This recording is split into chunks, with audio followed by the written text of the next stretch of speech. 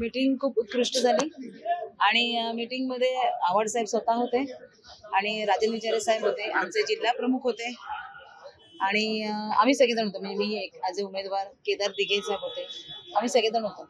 कोणकोणत्या विषयांवरती या बैठकीमध्ये चर्चा करण्यात आली आणि कोणत्या मुद्द्यांना लक्ष केंद्रित केलं? अर्थातच महायुतीच्या उमेदवारांना हरवायचं आहे आणि मशाल जी आहे आमची ती संसदेमध्ये पोहोचवायची आहे, याच विचार चर्चा झाली. मॅडम, आज श्रीकांत शिंदेचे उमेदवार जाहीर झालेले, काय आव्हान वाटतंय? नाही, श्रीकांत शिंदेची उमेदवारी जाहीर झाली आहे, पण ते कुठल्या चिन्हावर लढणार आहेत हे विचारलं का तुम्ही त्यांना? कारण उमेदवारी जाहीर केली देवेंद्र फडणवीस यांनी, जे भाजपचे आहेत ना, ते नक्की कमळावर लढणार का धनुष्यबाण? विचारा त्यांना.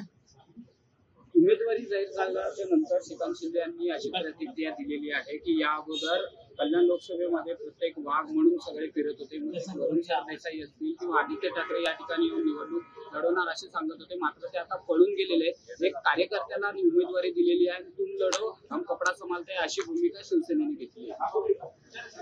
या बोलण्यामध्ये काही तथ्य नाहीये, कारण असं कधीही कोणी बोललं नव्हतं की आदित्य साहेब लढवतील किंवा वरुण सरदेसाई साहेब लढवतील, असं कुठेही बोललेले नव्हते.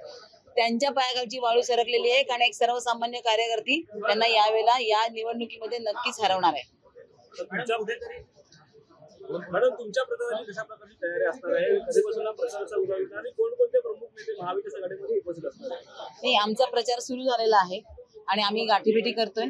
त्यात महाविकास आघाडीचे सर्व जे प्रमुख नेते आहेत ते तिथे हजर होतील. त्या वेळेला तुम्हाला ते समजेल कोण कोण नेते तिथे येणार आहेत. ते सस्पेन्स आता पडत नाही.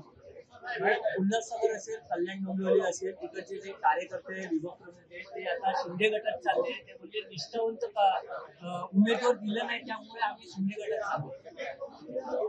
काही कल्पना नाही याची मला. काही श्रीकांत शिंदे यांच्या विरोधात तिथे स्थानिक जे चालले तर निष्ठावंत कसे राहिले? जे कार्यकर्ते पदाधिकारी भाजपचे आहेत ते श्रीकांत शिंदे यांना उमेदवारी दिल्यामुळे नाराज आहेत, त्यामुळे तिथली नाराजगी ही श्रीकांत शिंदे यांना होईल. नक्कीच असं होऊ शकतं, होऊ शकतं. ते भाजपमध्ये कुठेतरी नाराजी आहे. गणपत गायकवाड जे प्रकरण घडलं होतं, गणपत गायकवाड, महेश गायकवाड, ते पुन्हा आता जोर धरू लागले. त्यामुळे कुठेतरी कल्याण लोकसभेत श्रीकांत शिंदेला धक्का बसेल का?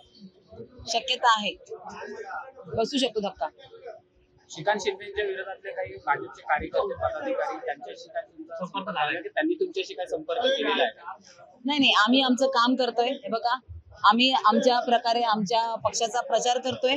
उमेदवार म्हणून मी सगळीकडे फिरते, गाठीभेटी घेते आहे आणि भाजपचे असू दे कार्यकर्ते, शिवसेनेचे असू दे, इतर काही पक्षातले असू दे, म्हणजे कोणाचेही असू दे कार्यकर्ते, ते शेवटी मतदार आहेत त्या लोकसभेमधले. सो ते त्यांचा निर्णय घेऊ शकतात आणि मतदान करू शकतात योग्य उमेदवाराला. राजकारणातील प्रत्येक अचूक बातमीचे सर्वात आधी अपडेट्स मिळवण्यासाठी सरकारनामाच्या सर्व सोशल मीडिया प्लॅटफॉर्मला लाईक, फॉलो आणि सबस्क्राईब करा. तसंच सर्व नोटिफिकेशनसाठी बेल आयकॉन प्रेस करायला विसरू नका.